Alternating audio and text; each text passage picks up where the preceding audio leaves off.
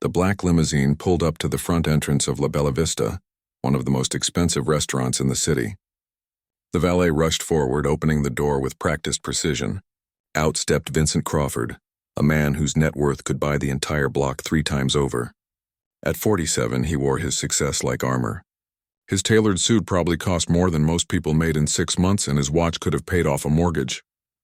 Finally, Vincent muttered, adjusting his cufflinks. I've been looking forward to celebrating this deal all week. Behind him, 3 of his business associates climbed out of the car. They had just closed a merger worth $200 million, and Vincent was feeling untouchable. He always felt this way after a big win, like the world existed just to serve him, like everyone else was simply playing supporting roles in his movie. The restaurant's interior gleamed with polished marble and crystal chandeliers. Soft piano music floated through the air. It was the kind of place where you needed a reservation weeks in advance, but Vincent never waited for anything. His assistant had made the call, dropped his name, and suddenly a table appeared. The hostess greeted them with a professional smile. Mr. Crawford, welcome. Your table is ready. They were led to a corner booth with a view of the city skyline. Vincent barely glanced at it. He had seen enough skylines. He dropped into his seat and immediately pulled out his phone, already planning his next conquest. His associates settled around him, their conversation buzzing with excitement about the deal. Drinks, gentlemen, Vincent announced without looking up from his screen. Where's our server? It was a Friday evening and the restaurant was packed. Every table was full and the sound of clinking glasses and laughter filled the space. Behind the scenes, the staff was running on pure adrenaline. 2 servers had called in sick, and the kitchen was struggling to keep up with orders. Sophia had been on her feet for 6 hours already. She worked at the restaurant every Friday and Saturday evening, even though she didn't need the money. At 32, she had her reasons for being there. Reasons that most people would never understand. She tied her apron a little tighter and grabbed her notepad, heading toward the corner table where 4 men in expensive suits were waiting. Good evening, gentlemen, she said warmly, her voice steady despite her exhaustion. Welcome to La Bella Vista. Can I start you off with something to drink? Vincent glanced up from his phone, his eyes scanning her face for just a second before dismissing her entirely. He didn't see a person. He saw a uniform, a function, someone whose only purpose was to bring him what he wanted when he wanted it. Whiskey, top shelf, and make it quick, he said, his attention already back on his screen. His associates ordered wine and cocktails, at least having the courtesy to say please and thank you. Sophia wrote everything down with quick, efficient movements. She had learned long ago that some tables were easy and some were challenges. She could already tell which category this one fell into. I'll have those right out for you, she said with a polite smile before heading to the bar. The bartender was slammed, juggling orders from 6 different servers. Sophia waited her turn, her feet aching in her shoes. She didn't complain. She never complained. This job was her choice, her way of staying connected to something real in a world that sometimes felt too distant and cold. When she returned with the drinks on a tray, Vincent was in the middle of a story. His voice carried across the section, loud and booming with confidence. So I told him, if you can't handle the pressure, maybe you should go back to working at a coffee shop. Vincent laughed at his own joke. These people today, they have no work ethic, no drive. They just want everything handed to them. Sophia carefully placed each drink in front of the correct person. She had memorized their orders instantly. It was a skill she had perfected over countless shifts. Your whiskey, sir, she said, setting the glass down in front of Vincent. And for you, gentlemen, the Cabernet, the Martini, and the old-fashioned. Vincent picked up his glass without acknowledging her. He took a sip and immediately frowned. This isn't the brand I asked for, he said, though he hadn't specified any brand at all. Sophia kept her composure. I'm sorry, sir. You asked for top-shelf whiskey. That's our finest single malt. But if you'd prefer a different brand, I'd be happy to exchange it. Vincent stared at her for a long moment as if trying to decide whether it was worth the argument. Finally, he waved his hand dismissively. Forget it. Just make sure you're faster with the food order. We don't have all night. Of course, sir. Are you ready to order, or would you like a few more minutes with the menu? We're ready, Vincent said impatiently. He rattled off his order without looking at the menu, then pointed around the table. His associates followed suit, some apologizing quietly for his rudeness with their eyes. Sophia wrote everything down, double-checking each detail. In her experience, men like Vincent were the first to complain if something was wrong, even if the mistake was their own. Perfect. I'll get this to the kitchen right away. Your appetizers should be out in about 15 minutes. As she walked away, she heard Vincent's voice carry across the restaurant again. Did you see that? Can't even get a simple drink order right. This is what happens when restaurants hire people who don't care about excellence. Sophia's jaw tightened, but she didn't look back. She had heard worse. Much worse. She delivered the order to the kitchen and moved on to her other tables, each one requiring her attention and care. 20 minutes later, she returned with her appetizers perfectly plated and still steaming. She had checked with the kitchen twice to make sure everything was exactly right. She placed each dish down with careful precision. Your calamari, your bruschetta, and your oysters, she said, making sure each person got exactly what they ordered. Vincent didn't say thank you. He didn't even look at her. He picked up his fork and immediately started eating, continuing his conversation as if she were invisible. His associates at least nodded their appreciation. Sophia moved between her tables like a dancer, somehow managing to keep 6 different groups happy despite being stretched impossibly thin.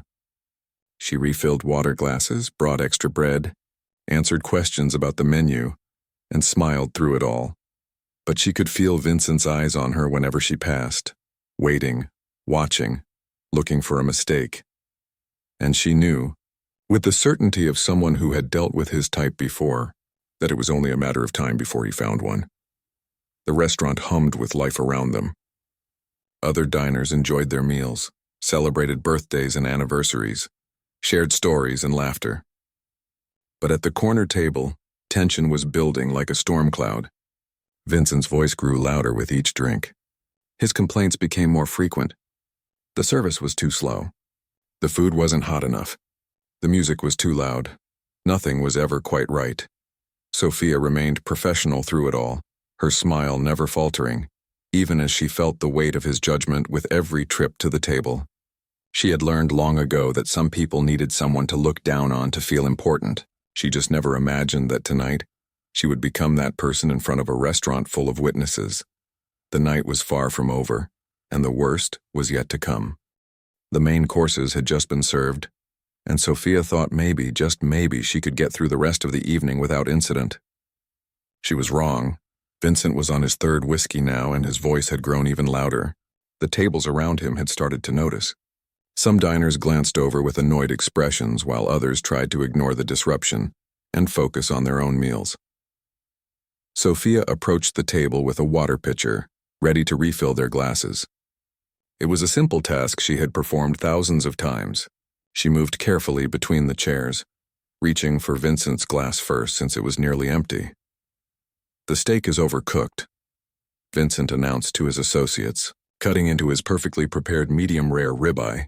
For what they charge here, you'd think they could afford to hire a decent chef. One of his colleagues, a younger man named David, shifted uncomfortably. It looks fine to me, Vincent. Actually, it looks great. That's because you don't know quality when you see it, Vincent shot back. He was enjoying himself now, feeding off the attention, the power of having an audience. Sophia leaned in slightly to pour the water, her movements smooth and practiced. But just as she began to pour, Vincent suddenly threw his arm up to emphasize a point in his story, gesturing wildly. His elbow connected with Sophia's wrist. The pitcher tilted.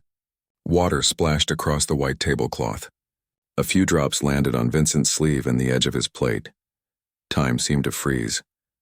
Sophia's heart dropped into her stomach. She pulled the pitcher back immediately, grabbing a clean napkin from her apron. "I'm so sorry, sir," she said quickly, dabbing at the water on the table. "Let me clean this up right away." Vincent stared down at his sleeve at the tiny spots of water that had barely even dampened the fabric. His face turned red. Not from embarrassment, but from rage. "Are you kidding me?" His voice cut through the restaurant like a knife. Several nearby conversations stopped mid-sentence. "Are you actually kidding me right now?" "Sir, I apologize. Let me get you. Do you have any idea how much this suit costs?" Vincent stood up abruptly, his chair scraping loudly against the floor. The entire restaurant was watching now. "Do you? This jacket alone is worth more than you probably make in 6 months." Sophia felt her face flush hot. but she kept her voice steady. I understand you're upset, sir. If there's any damage, the restaurant will absolutely cover the cleaning costs. I'm very sorry. Sorry? Vincent let out a harsh laugh. Sorry doesn't fix incompetence. What kind of person doesn't know how to pour water? That's literally the easiest part of your job, and you can't even do that right. David touched Vincent's arm gently. Come on, Vincent, it was just an accident. Your suit is fine, man. Let's just sit down and... Vincent jerked his arm away. Don't tell me to calm down. I'm not calming down. This is exactly what's wrong with service industry workers today. No attention to detail. No care about doing things right.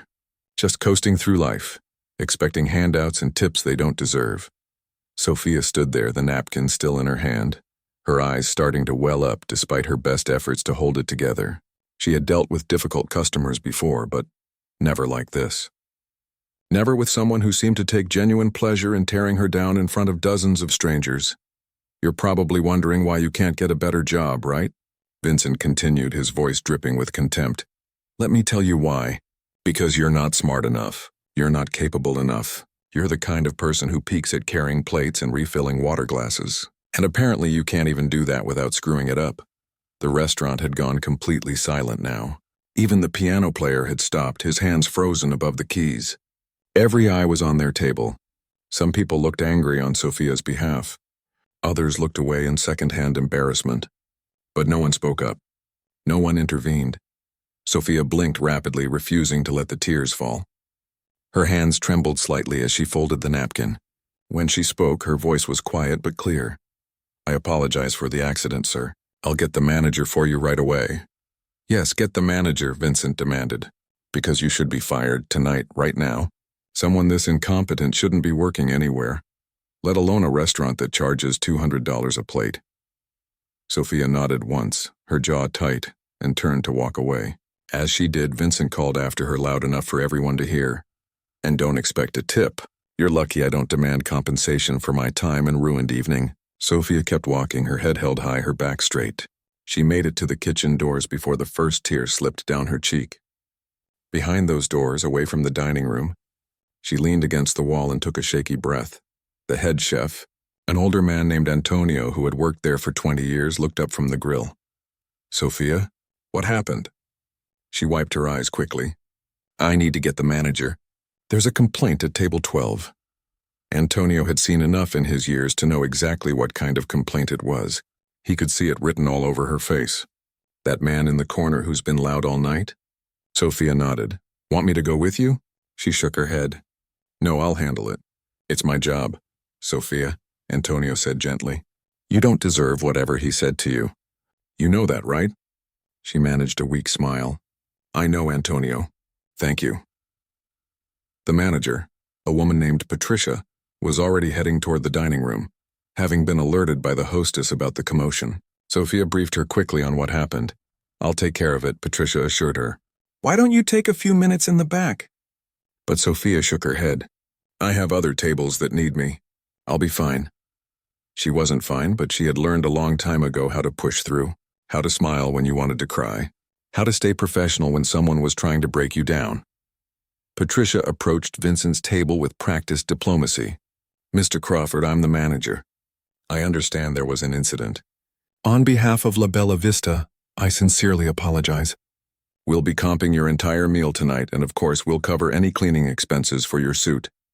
Vincent crossed his arms, looking satisfied with himself. You should be training your staff better. That woman is a liability. If I owned this place, she'd be gone already. I'll be personally overseeing the rest of your service this evening, Patricia said smoothly, ignoring his suggestion. Is there anything else I can get for you? Vincent waved his hand dismissively and sat back down, feeling victorious. His associates looked uncomfortable, but they followed his lead, returning to their meals in awkward silence. Back at the server station, Sophia's hands were still shaking as she prepared drinks for another table. The other servers had heard what happened. They offered sympathetic looks and words of support, but everyone knew there was nothing to be done. People like Vincent existed in the world. They always would. When it came time to close out Vincent's table, Patricia handled it personally. True to his word, Vincent left no tip. Instead, he left a note on the receipt in bold, angry letters. Learn to do your job. Patricia crumpled it up before Sophia could see it. At the end of the night, after the last customer had left and the chairs were stacked on tables, Sophia untied her apron and collected her things. The other servers had left her their portion of their tips, a small gesture of solidarity that made her eyes water again. As she walked to her car in the parking lot, she thought about Vincent's words. About how he saw her, how he had tried to make her feel small and worthless in front of all those people. What he didn't know, what he couldn't possibly know, was who she really was, what she did with her life, why she was really there. And in 2 weeks he would find out. The universe had a funny way of teaching lessons to people who thought they were above everyone else. Vincent Crawford had just enrolled in a class he never saw coming, and Sophia was about to be his teacher. Vincent Crawford hated charity events. He found them boring, pretentious, and a waste of his valuable time. But his PR director had been insistent. After some recent negative press about his business practices, he needed to be seen doing something good. Something that made him look like he cared about more than just money. So here he was, 2 weeks after the restaurant incident, standing in a hotel ballroom wearing a tuxedo and holding a glass of champagne he didn't want. The annual Children's Hope Foundation Gala was one of the biggest charity events of the year. 500 guests, all dressed to impress, all pretending to care while they networked and made business connections. Just smile, make a donation, and let people take your picture, his PR director had instructed. We need positive coverage, Vincent. The board is concerned about your image. Vincent had written a check for $50,000 without blinking. It was nothing to him. Just the cost of good publicity. He didn't actually care where the money went or what it would be used for. It was a business expense like everything else in his life. The ballroom was decorated with photos of sick children, their faces hopeful despite their circumstances. Banners hung from the ceiling advertising the foundation's mission, providing medical care and support for children battling serious illnesses. Silent auction tables lined the walls, offering everything from vacation packages to signed sports memorabilia. Vincent made small talk with other donors, his smile practiced and hollow. He shook hands with the foundation director, posed for photos, and checked his watch every few minutes. He had given them 2 hours of his evening. That should be enough. Ladies and gentlemen, a voice announced from the stage. Please take your seats. Our program is about to begin. Vincent found his assigned table near the front and sat down, already planning his exit strategy. He'd stay through the keynote speech, then make an excuse and leave. He had better things to do than listen to emotional stories about sick kids all night. The lights dimmed.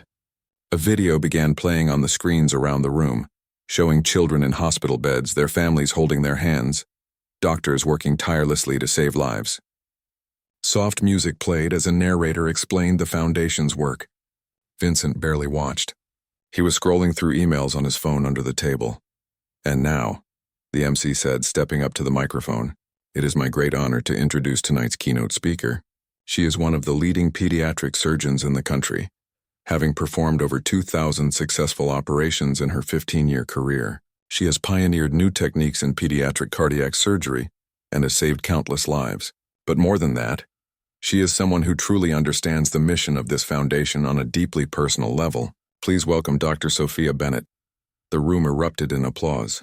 Vincent glanced up from his phone, ready to endure whatever speech was coming. But then he froze. Walking onto the stage, elegant in a simple navy dress, was Sophia, the waitress. The woman he had humiliated in front of an entire restaurant 2 weeks ago. Vincent felt his stomach drop. This couldn't be right. There had to be some mistake. He leaned forward in his seat, squinting at the stage, but there was no doubt. It was her. Same face, same quiet composure, same gentle presence. But everything else was different. She stood at the podium with the confidence of someone who had given hundreds of presentations.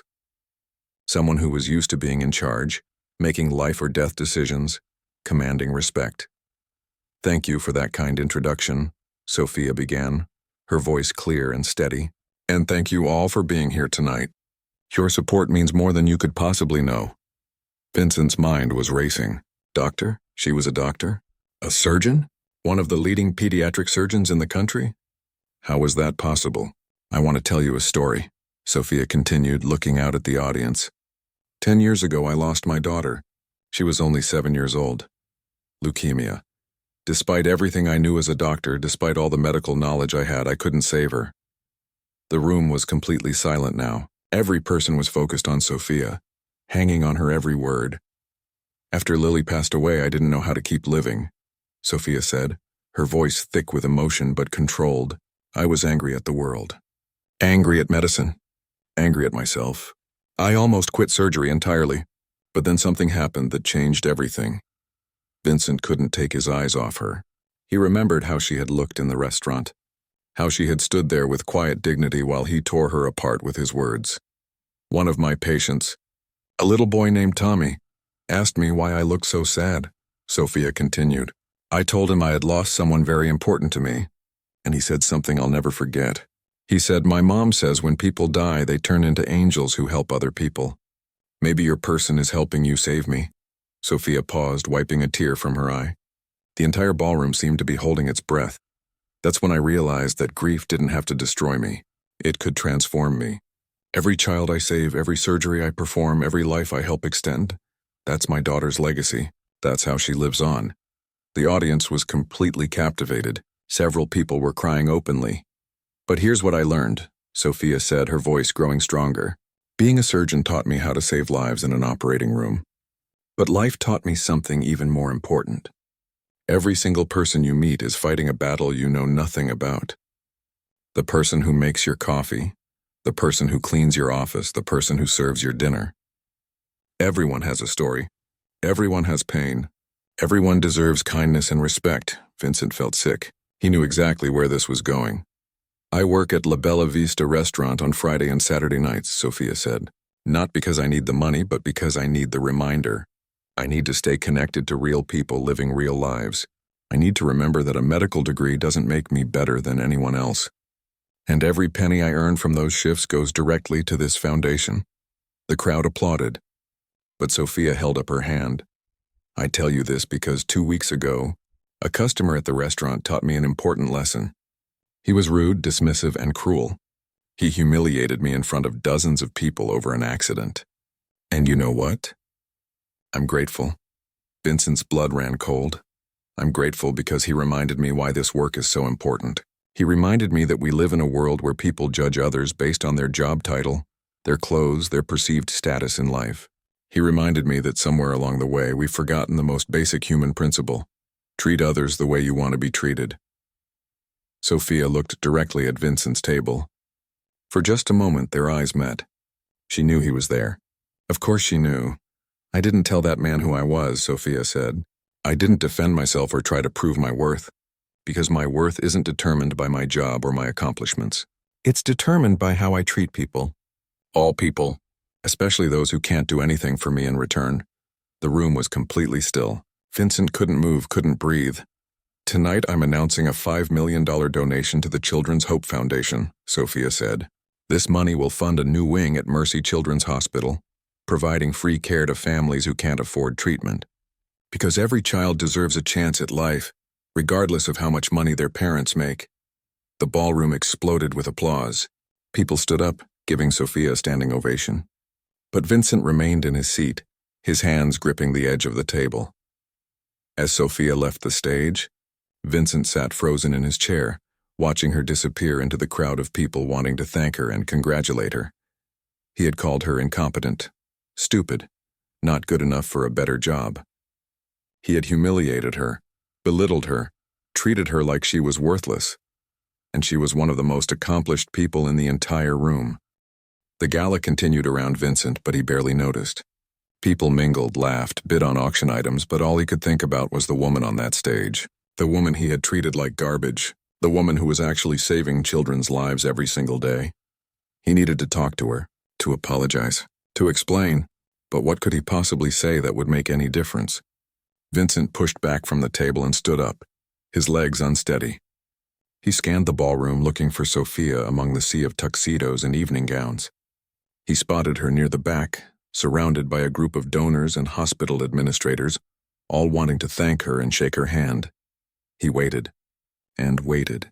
Nearly an hour passed before the crowd around her finally thinned. Vincent took a deep breath and walked toward her, his heart pounding in a way it hadn't in years. He had negotiated billion-dollar deals without breaking a sweat. But approaching this woman terrified him. Sophia saw him coming. He could tell by the way her posture shifted slightly, the way her expression became guarded, but she didn't walk away. She stood there waiting, her hands folded calmly in front of her. "Dr. Bennett," Vincent began, his voice rough. "I need to speak with you, please." Sophia looked at him for a long moment, her face unreadable. Then she nodded toward a quieter corner of the ballroom. "Let's talk over there." They walked in silence to a spot near the windows, away from the crowd. The city lights sparkled below them. Vincent had no idea where to start. "I'm sorry," he finally said. The words felt inadequate, pathetic even. "What I did at the restaurant, what I said to you, it was unforgivable. I had no right to speak to you that way, to speak to anyone that way." Sophia watched him quietly. She didn't make it easy for him.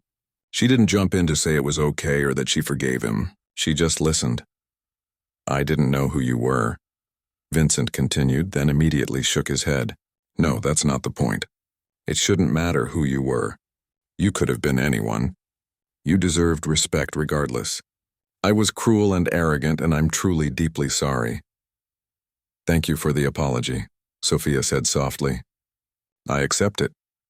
Vincent felt a tiny bit of relief, but it was immediately replaced by shame.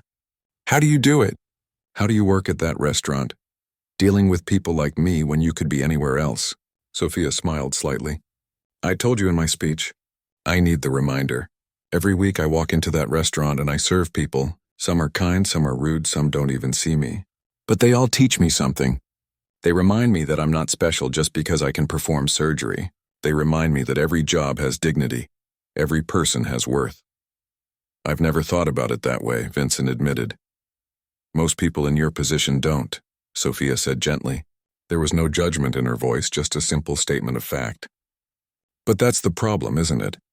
We create these hierarchies in our minds. We decide who matters and who doesn't based on job titles and bank accounts." Vincent looked down at his expensive shoes, unable to meet her eyes. "I've built my entire life around being better than everyone else. Around winning, around proving that I'm at the top. And how's that working out for you?" Sophia asked. "Are you happy?" The question hit him like a punch to the gut. Happy? When was the last time he had actually been happy? When was the last time he had felt anything other than the temporary high of closing another deal? "No," he admitted quietly. "I'm not." Sophia reached into her small clutch and pulled out her phone. "There's something I need to show you. Something I debated telling you at all, but I think you need to see it." She scrolled through her photos and then held the phone out to him. Vincent looked at the screen and felt the world tilt beneath his feet. It was a photo of a teenage boy in a cap and gown, holding a diploma, grinning at the camera. The boy had his eyes, his chin, his expression when he was young and still capable of genuine joy. "That's my son," Vincent whispered. "That's Dylan." "I know," Sophia said quietly. "Dylan Crawford. He graduated top of his class last spring. Valedictorian, full scholarship to MIT. He wants to study engineering." Vincent's hands were shaking as he held the phone. "How do you have this?" "How do you know my son? Do you remember the Future Leaders Scholarship Program?" Sophia asked. "The one for underprivileged youth?" Vincent shook his head. He had no idea what she was talking about. "5 years ago I started a scholarship fund," Sophia explained. "It provides financial support, mentorship, and educational opportunities to kids who are growing up in difficult circumstances. Kids with single parents, kids in foster care, kids whose parents abandoned them." The words hit Vincent like bullets. Abandoned. That's exactly what he had done. "Dylan was one of my first recipients," Sophia continued. "His mother submitted an application when he was 13. She wrote about how his father had left when he was just a baby, how she was working 2 jobs to keep them afloat, how Dylan was brilliant but they couldn't afford the tutoring, the prep courses, the opportunities that other kids had." Vincent couldn't speak. He couldn't even breathe. "I've been mentoring Dylan for 4 years, Sophia said. "I helped him with his college applications. I paid for his SAT prep. I made sure he had everything he needed to succeed. And he did succeed, Vincent. He's an incredible young man. Smart, kind, hardworking.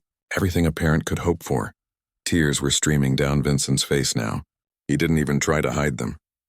"I didn't know. I haven't spoken to him since he was 3 years old. I sent child support checks, but that was it. I told myself I was too busy building my company, that I'd reconnect with him later when I had more time. And now he's 17, Sophia said gently, almost a man, and he grew up believing his father didn't want him. Does he hate me? Vincent asked, his voice breaking. I don't know, Sophia answered honestly. I never told him about my connection to you. When I saw your name on the gala guest list, I did some research. I put the pieces together. But I didn't say anything to Dylan. That's not my place.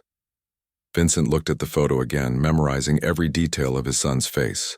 Why are you telling me this? Why show me this? You could have just let me walk away, never knowing. Sophia took the phone back and tucked it away. Because despite what you did at that restaurant, despite your arrogance and cruelty, I don't believe you're beyond redemption. I've seen too much death, too much loss to believe that any opportunity for connection should be wasted. She paused, looking directly into his eyes. Your son is about to leave for college. Once he goes, the window closes. The chance to be part of his life, to build a relationship with him, it gets harder and harder. I'm telling you this because you still have time. Not much, but some. He won't want to see me, Vincent said. Why would he? Maybe he won't, Sophia agreed. But maybe he will. Maybe he's been waiting his whole life for his father to show up. You won't know unless you try. Vincent wiped his eyes with the back of his hand. How do I even begin? What do I say to him? The truth, Sophia said simply. That you were wrong. That you were scared. That you prioritized all the wrong things. That you're sorry. And that if he's willing to give you a chance, you'll spend the rest of your life trying to be the father you should have been all along. She reached out and touched his arm gently. But Vincent, you need to understand something. Dylan doesn't need your money. He doesn't need your connections or your influence. What he needs is a father who shows up, who listens, who cares about who he is, not what he can become or how he reflects on you. I don't know how to be that person, Vincent admitted. Then learn, Sophia said, the same way you learned how to build a business empire. Put in the work. Make it a priority. Show up even when it's hard, especially when it's hard. They stood in silence for a moment, the noise of the gala a distant hum around them. Why? Vincent finally asked. Why help me after what I did to you? Sophia smiled, a real smile this time. Because I promised my daughter before she died that I would try to make the world a little bit kinder. One person at a time, even when those people don't deserve it. Maybe especially then. She turned to walk away, then paused and looked back at him. Your son lives with his mother at 247 Oakwood Drive. He'll be home tomorrow afternoon. Whether you go there or not is up to you. And with that, Sophia walked back into the crowd, leaving Vincent standing alone by the window, holding the weight of 17 years of mistakes and one last chance at redemption. Vincent didn't sleep that night. He sat in his penthouse apartment, still wearing his tuxedo, staring at the address Sophia had given him. 247 Oakwood Drive, the place where his son lived. The place where Vincent should have been showing up for the past 17 years. He picked up his phone a dozen times, thinking about calling. But what would he say? Hi, I'm the father who abandoned you. Can we talk? It sounded ridiculous, even in his head. By morning, Vincent had made a decision. He wasn't going to call. He was going to show up. If Dylan slammed the door in his face, that's what he deserved. But he had to try. Sophia was right. The window was closing and he was running out of time. At 3 p.m, Vincent stood outside a modest house in a quiet neighborhood.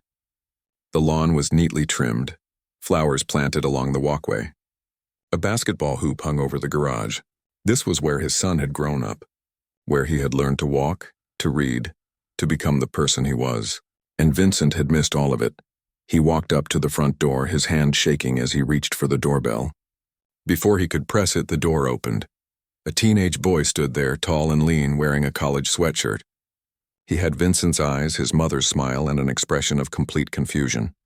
Can I help you? Dylan asked. Vincent's throat closed up. His son was standing right in front of him and he couldn't speak. Are you okay, sir? Dylan asked, concern crossing his face. Dylan, Vincent finally managed.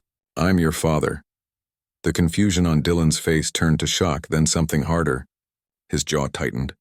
What are you doing here? I came to talk to you, if you'll let me. Dylan stood there for a long moment, his hand still on the door.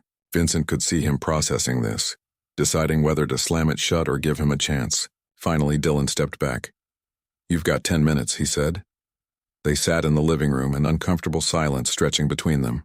Vincent looked around at the photos on the walls. Dylan as a baby, as a little kid, at various school events, at his graduation, a whole life documented in pictures, a life Vincent had never been part of. "Why now?" Dylan finally asked. "After all these years, why show up now?" Vincent took a deep breath. "Because I met someone who made me realize what I've been missing, what I threw away, and she told me that I might still have time to fix it. To try, at least." "Dr. Bennett," Dylan said. It wasn't a question. Vincent nodded. "You know? She called me this morning," Dylan said. "Told me what happened at the gala. Told me you might come by. She wanted to make sure I was okay with it before you showed up." Of course she did. Sophia had thought of everything, protecting Dylan even as she gave Vincent his chance. "I'm not gonna lie to you," Vincent said. "I was a terrible father. I'm not even sure I deserve to be called a father. I left when you were a baby because I was scared and selfish. I told myself I was building something important, that I'd come back when the time was right. But the truth is I was running away. From responsibility, from having to be someone other than myself." Dylan listened, his expression unreadable. "I sent money," Vincent continued, as if that made up for anything, as if checks could replace being there for you. "I know they couldn't. I know I missed everything that mattered." "Yeah, you did," Dylan said, his voice hard. "You missed my first day of school, my basketball games, every birthday, every time I wondered why my dad didn't want me, every time I saw other kids with their fathers and felt like something was wrong with me." The words cut deep, but Vincent didn't look away. "He deserved this. He deserved worse. There's nothing wrong with you," Vincent said. "The problem was always me. I was too caught up in my own ego, my own ambition to see what really mattered. And by the time I realized it, so many years had passed that I told myself it was too late, that you were better off without me." "Maybe I was," Dylan said quietly. Vincent nodded. "Maybe you were. Your mom did an incredible job raising you. Dr. Bennett told me about your accomplishments, about MIT, about the kind of person you've become. You did all of that without me. You're proof that you didn't need me." "Then why are you here?" Dylan asked. "Because even though you didn't need me, I need you," Vincent said, his voice breaking. "I need the chance to know my son, to be part of your life, even if it's just a small part. I can't get back the years I lost, but maybe I can be there for what's ahead. If you'll let me." Dylan was quiet for a long time. Vincent could see the internal struggle on his face. The war between the hurt of abandonment and the hope of having a father. "I'm leaving for college in 3 months," Dylan finally said. "I know. I don't know if I can forgive you. I understand. But Dr. Bennett said something to me this morning," Dylan continued. "She said that holding on to anger is like drinking poison and expecting the other person to die. She said that forgiveness isn't about letting you off the hook. It's about freeing myself from carrying that weight." Vincent felt tears building in his eyes. "She's a wise woman. She saved my life," Dylan said simply. "Not just with the scholarship. She believed in me when I didn't believe in myself. She showed up to my basketball games.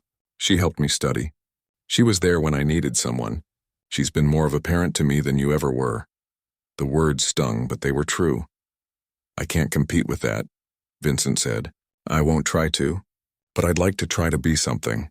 Anything, even if it's just someone you talk to sometimes. Someone who shows up from now on, even if I can never make up for not showing up before." Dylan looked at him for a long moment. "I'm not promising anything, but maybe we could start small. Coffee sometime. Before I leave for school?"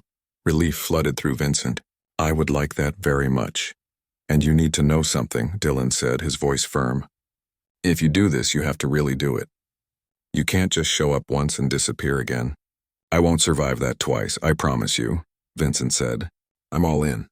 However long it takes to earn your trust, I'll put in the work." 3 months passed. Vincent showed up every week, sometimes just for an hour, sometimes for longer. They went to coffee shops, walked in parks, played basketball in the driveway. They talked about everything and nothing. Dylan kept his guard up at first, but slowly, carefully, he began to open up. Vincent also changed everything else in his life. He went back to La Bella Vista on a Friday night and waited until Sophia's shift. When she came to his table, he stood up. "I wanted to thank you properly," he said, "for everything you've done for my son, for giving me a second chance I didn't deserve." He handed her an envelope. Inside was a check for $1 million made out to her scholarship fund. "You don't have to do this," Sophia said softly. "Yes, I do," Vincent replied. "You changed my life. You showed me what really matters. This is the least I can do." But the money wasn't the biggest change. Vincent started treating people differently. The barista who made his coffee, his assistant, the cleaning staff in his building. He learned their names, asked about their lives, said thank you. At first it felt awkward and forced, but gradually it became natural. He even changed how he ran his company, implementing better employee benefits and work-life balance policies. His board thought he'd lost his mind. His profits dropped slightly that first year, but his employees were happier, more productive, more loyal. The day Vincent drove Dylan to MIT, neither of them said much during the long drive. But when they arrived and started unloading boxes into the dorm room, Dylan turned to him. "Thank you for being here," he said. "Thank you for letting me," Vincent replied. As Vincent drove home alone that evening, he thought about how different his life looked now. He had less time for work, less focus on money, less obsession with being on top. But he had something far more valuable. He had a relationship with his son. He had purpose beyond profit. He had learned that true wealth wasn't measured in bank accounts. 6 months later, Vincent walked into La Bella Vista again on a Friday night. Sophia saw him and smiled, walking over to his table. "Just one tonight?" she asked. "Actually," Vincent said, "I'm meeting someone. My son, he's home for Thanksgiving." Sophia's smile grew wider. "That's wonderful. I'll make sure you get the best table." "No," Vincent said. "Any table is fine. As long as we're together, that's all that matters." When Dylan arrived, the two of them sat down together, father and son, finally learning what family really meant. And at the end of the meal, Vincent left a generous tip with a note that read, "Thank you for teaching me how to be human again." Sophia found the note later and tucked it away. A reminder that kindness has the power to transform even the coldest hearts, that everyone deserves a second chance, and that sometimes the people we judge the harshest turn out to be the ones who teach us the most important lessons of all.